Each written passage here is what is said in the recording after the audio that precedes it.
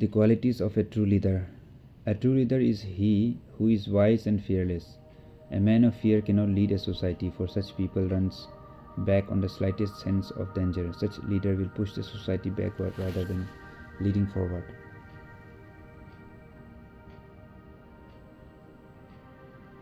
A leader, सच्चा नेतृत्व करने वाला लीडर वही है जो बुद्धिमान है और निडर है। समाज में जो लीड करने वाला लीडर है, अगर वह डरपोक हो तो कभी वह लीड नहीं कर पाएगा और वह अपने लोगों को छोड़कर भाग जाएगा। तो ऐसा लीडर हमेशा अपना समाज को पीछे ही ढकेलता जाएगा। A true leader is he who is impartial, but the person who is just alone can be impartial. Partiality in treatment is an injustice not only to the person deprived but also to the person favored, because undue favor does not help the favored, rather spoils him. Such leader himself is in dark and hence we cannot expect such an ignorant leader to lead a society. एक सच्चा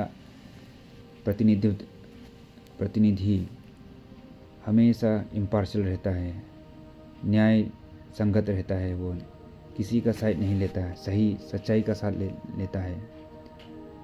अगर वह किसी का side लेता है तो वह न्याय नहीं दे रहा है।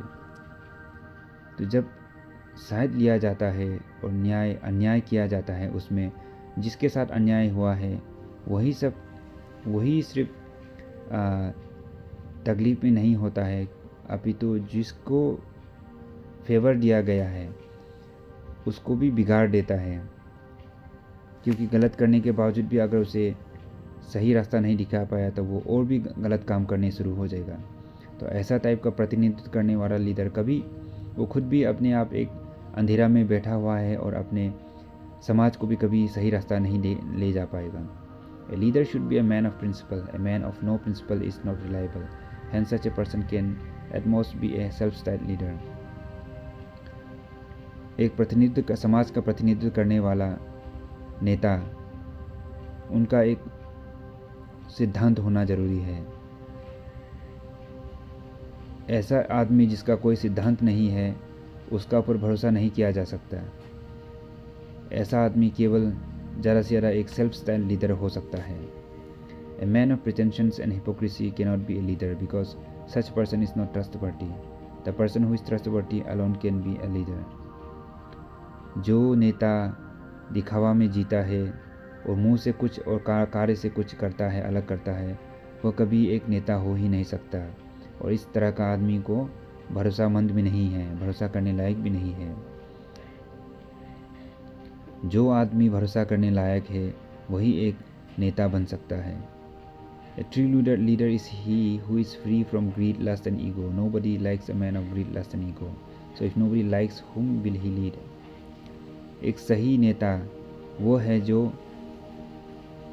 लोभ, काम, वासना और अहंकार से खाली है।